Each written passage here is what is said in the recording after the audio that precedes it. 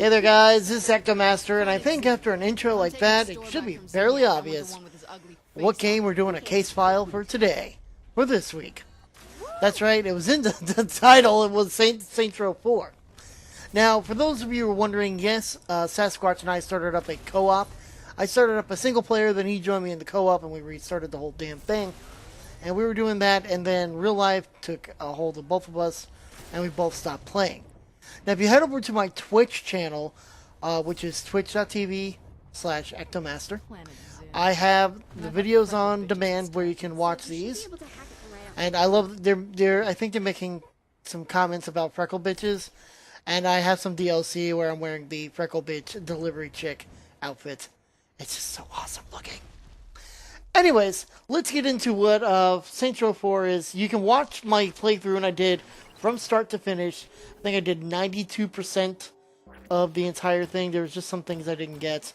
Like all the Zinyak statues, which you'll see in a few moments.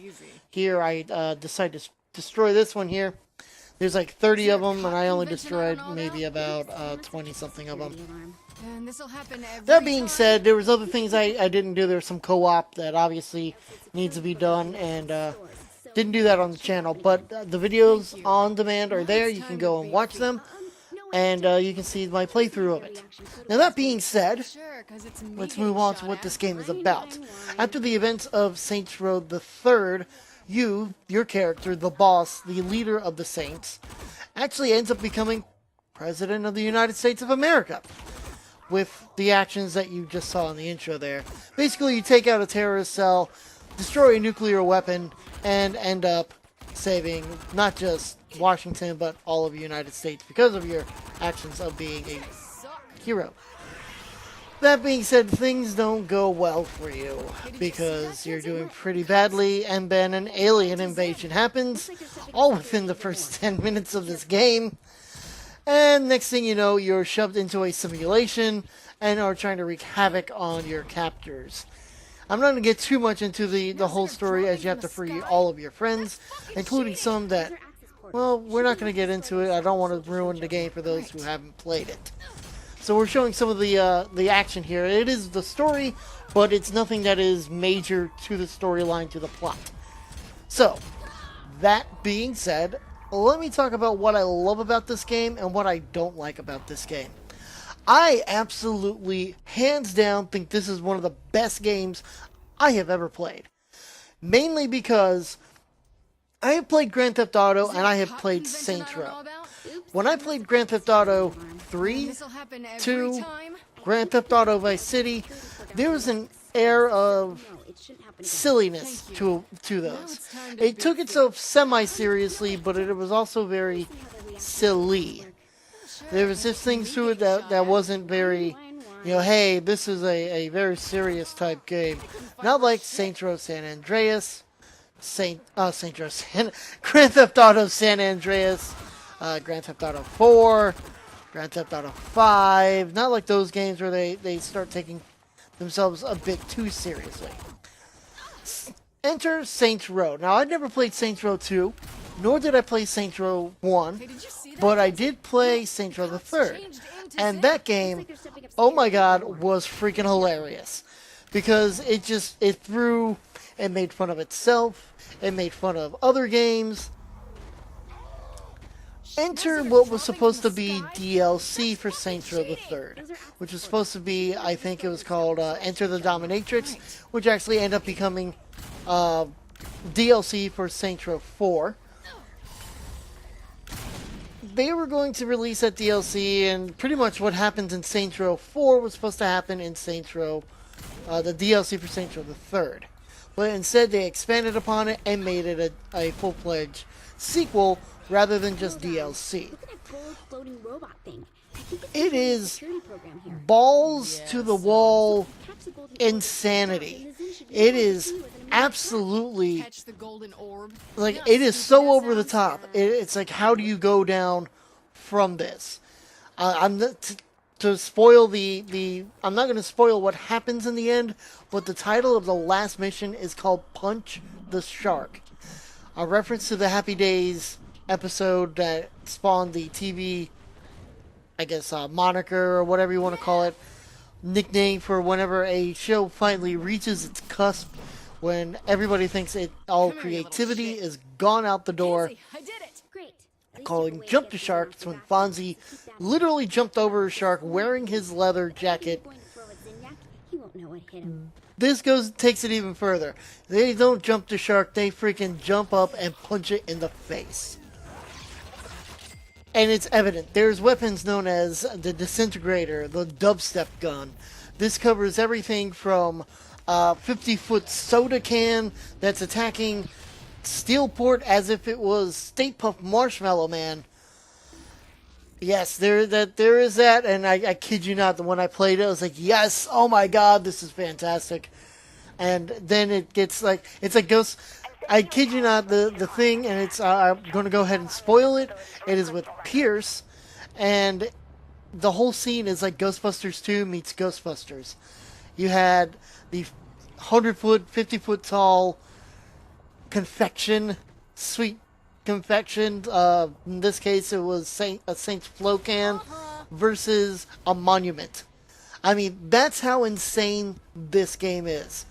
This game introduced, they took the superpowers that were kind of just played and toyed with a little bit in Saints Row the Third and ramped them up.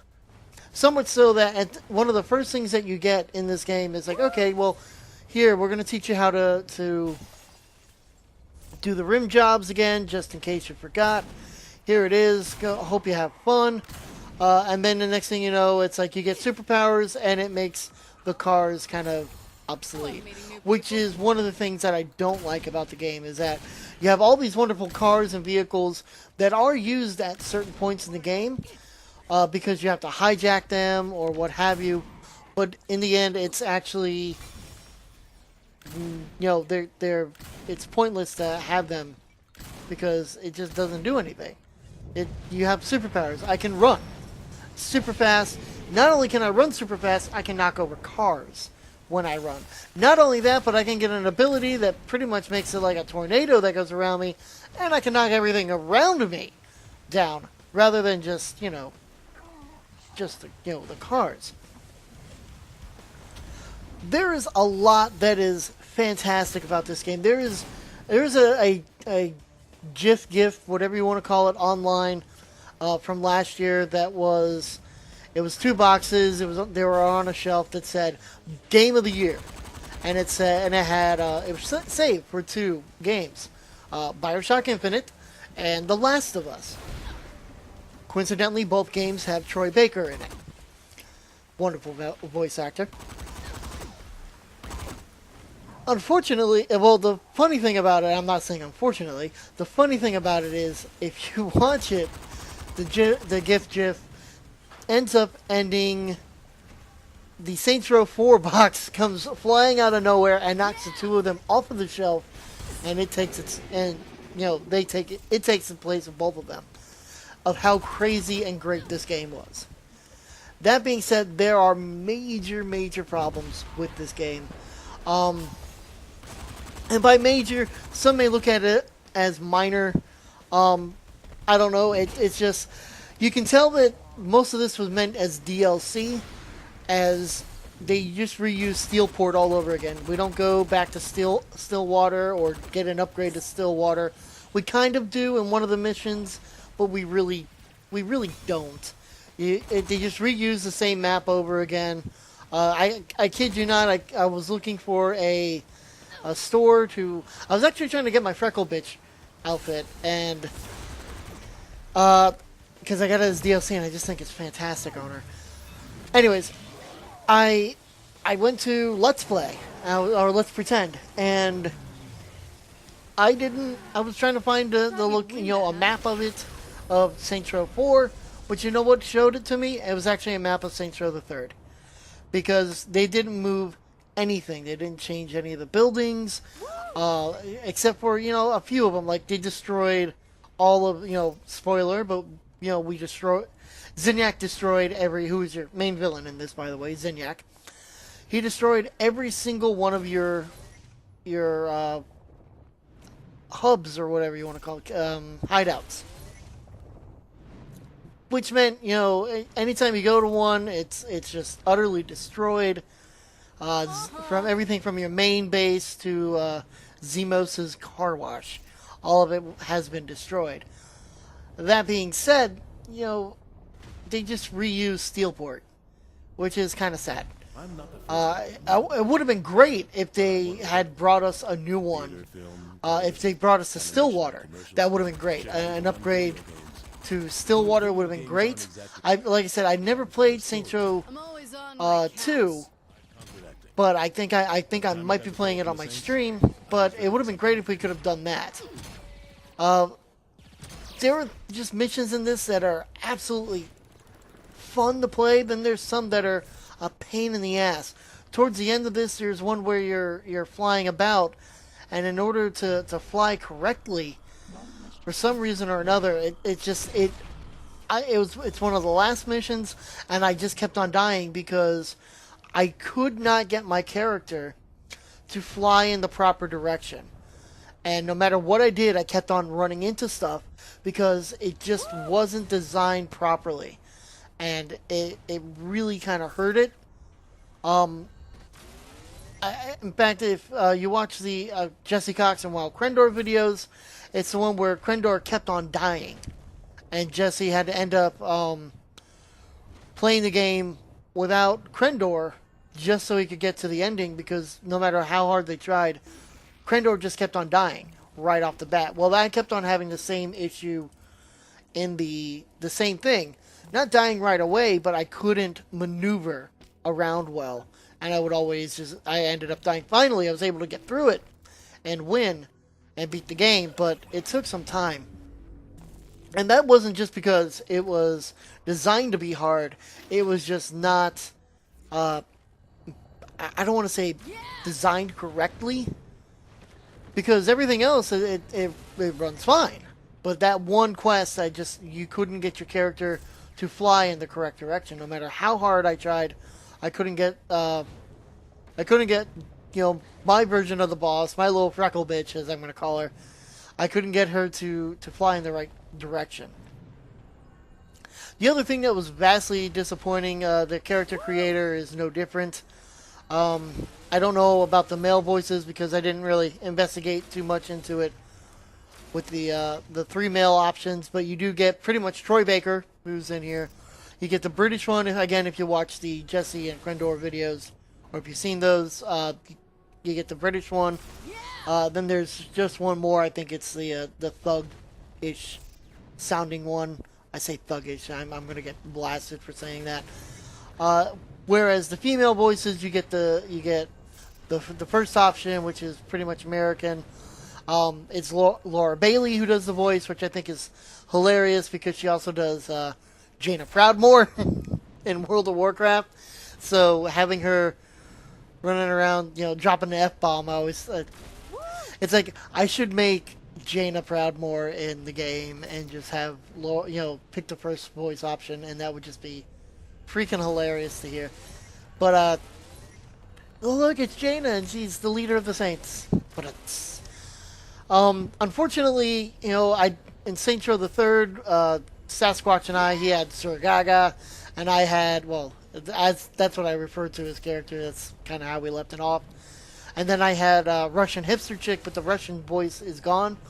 They instead replace the Russian and the Hispanic one with a Southern and not like redneck Southern, but high class Southern from Georgia, and a French. And although the French one was kind of funny, especially in the very beginning of the game, she calls it Madame Liberté and Uncle Samuel. That was funny, but it just kind of, I don't know, I miss my Russian hipster chick, and I really do. I just miss that. And so what would have been nice is if they would have been able to get everybody who had supplied a voice and gone, because this was supposed to be like the penultimate. This was supposed to be the end, the last one. And it would have been nice if they could have gotten everybody who ever did a voice so that you could pick whatever voice you wanted. That would have been great. But unfortunately, they didn't do that. They only gave you the 7 options. The last option was Nolan North, actually. You could have Nolan North as the President of the United States and leader of the Saints to supply his voice. Customization-wise, it's all pretty much the same from Saints Row the Third, because, again, they just carried it over. So this wasn't really like a big jump in tech-wise or in anything that would, that would say, yes, this is definitely a sequel. This is, there's more to it. This is more like they took away all the, they gave you superpowers, like I had the blast ability, but I don't have grenades. So grenades are no longer in this. You have instead your superpowers. The superpowers pretty much trump everything from vehicles to grenades, and they're great, but if you go back and play other games like Saints Row, the problem I have with it being so close to Saints Row the Third is that if I went back and played Saints Row the Third and I try to use my abilities, it just makes it less. It's like, oh crap, right, I don't have superpowers. Why am I going to play this if I don't have superpowers? Another good example is the one that we're watching here is Fraud. Fraud was one of my favorite mini games in Saints Row the Third, and superpowers just kind of breaks it, because all you have to do is jump, run at super speed, jump really, really high, hit the ragdoll effect, and you pretty much just go all around the map. And what they did was they made it so you don't have to stay in a certain area. You can pretty much go anywhere in Steelport and do this. But as you can see, I've only been doing it for maybe 30 seconds. I've already gotten bronze. And I think in no time, I tried very, very hard during this to show you what happens if you get right to the end of the timer and you're still going around. Again, if you watch the Jesse, I'm going to mention their videos because they played it, but if you watch and it's great versions of the co-op, I think Sasquatch and I also had the same issue. Look at that, I'm already at silver, and yeah, it didn't even take me very long to get there. But if you watch it, they break it, quote unquote, because Krendor was still going. He was still flipping around. And then so Jesse would start doing it again. Krendor would stop, and Jesse would continue again. And so it just got to the point that finally they both stopped, and it finally ended. But they were able to get gold, no problem, because all they had to do was just continue going. There was nothing that would, in the end, stop it. For me, unfortunately, it stops when I get the gold, and time hadn't run out, but I got gold, and I was trying to show you what would happen, and it was like 12 seconds left or something like that, and I finally just stopped rolling around. So the superpowers kind of break this big time, and it's kind of sad because I enjoyed it. It was a challenge in Saints Row the Third, so to do it in this, it just, The one thing that I do like is the questing in this is a lot easier, and I say questing because they call it the quest hub. Rather than just getting random calls from somebody like, hey, the luchadors are over here, man. Why don't you go and stop them? They got the drugs and the steroids and the things. No, and then I go, and the things and the ladies. No. Instead, it's missions coming from your crew. Kenzie, Keith David, who is your vice president, Pierce, Shaundi, Fun Shaundi, which is a long story, and you have to play the game to see it. So this is me trying to show you what happens when I've already gotten gold. By this point, I am at gold, but it's one thing that just causes me to finally stop. I'm like, I can do this. I've got 30 seconds. I can continue to flip around. And then it's actually, I can't remember what it is. Something causes me to stop flipping. I think it was me attempting to go up the ramp. Yep, there it is. 14 seconds and it's over. Wouldn't let me continue. But it's quests from them. to get back on track here that really make it and made it so much easier rather than just going, I'm going into the phone. And what kind of quest do I have? I mean, that was a huge improvement. Again, I love this game. There was no game that I enjoyed more from last year than this game. And when I beat it, it was like, oh man, it's over, it's done, that's it. I've got the DLC and that's it. And I'm not even sure I will do the DLC. I kind of took a glance at some of the videos of it. I'm like, meh, it looks funny, but maybe I'll hold off for a little bit. We'll see. I'm not sure. It's this game. I wish there was more to it. I really do. I wish there was more DLC. I wish there was more replayability to it. There really just isn't. If you do the missions, and they tend to have like 3 missions each where you have to go hack a store, which we saw earlier in this video, do a fraud, or do like I'm about to do a tank mayhem. They have all that. Take down a hotspot, do things like that. I mean, that's all well and good. It's all doing that, but I wish there was more to it. I really do.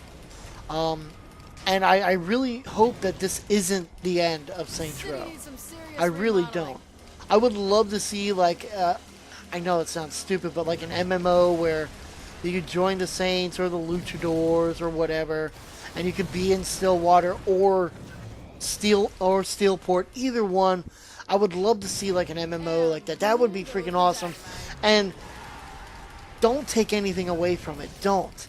Like, make it a free-to-play MMO and just give you this customization, give you the multiplayer. I don't know. I just think that would be awesome. Personally. I mean, I don't know how you would do it, but it would be great if you could. Keep the F-bombs, keep everything, keep the quest, and just keep on updating it. And just, the DLC, you can make, expansion packs. You just be, yeah, there's new outfits. Whoop-de-freaking do. Or, you can buy an outfit pack or whatever. I don't care. It would just be fantastic if you could. Good fight. Or even combine, like, do it where it's I don't know. I don't know how you could do it, but if there was a way that you could, I would. I would make it an MMO. I know everybody wants to make everything an MMO, but I think this is one of the ones that could, in a way. Again, you would join certain factions, you could dress certain ways. It would be great. You could have, a PvP. You could start, gang wars, PvP or PvE. PvE could be NPCs. I don't know. I really hope they just do more with Saints Row. I hope they don't go super serious with it. I love the batshit insanity with this title. It needs more of that, and that's what really can make a game, is just by being crazy like this. And if they could bring us more Saints Row where it's more insanity, I will buy it day one and I will play it, because as I said, I hadn't played 1 and I didn't play 2, but I played 3 and 4, and those are probably 2 of my favorite games of all time, and one of the few games that I've actually beaten from start to finish, because of just how much fun they are. And to me, that is the most important thing. So yeah, there are some things that I think are quote-unquote major flaws. The reuse of Steelport. Customization is pretty much the same as Saints Row the Third, because it's, again, a reuse. The fact that this was supposed to be DLC for Saints Row the Third, and, don't know what Saints Row 4 was actually going to be. If they were going to do a Saints Row 4. That being said, all of that being said, this game is fantastic. It is one of my favorite top 10 games of 2013, and probably one of my top 10 games of all time. And that's a very small list. Yeah, it sounds like, top 10 games. Yeah. Hey, look, when I'm looking at that, I'm looking at every game I've ever played, and Ghostbusters, a video game, as much of a Ghostbusters fan as I am, isn't on that list. That's it for this week, guys. If you haven't gotten Saints Row 4, Get it. Definitely get it. Check out some of the DLC. You do get some free DLC with getting Saints Row 4. And if they do a Saints Row 5, you can bet your ass that this boss will be back. And she will... If I could keep my Freckle Bitch outfit, she'll be back. Until then, I will see you guys next time.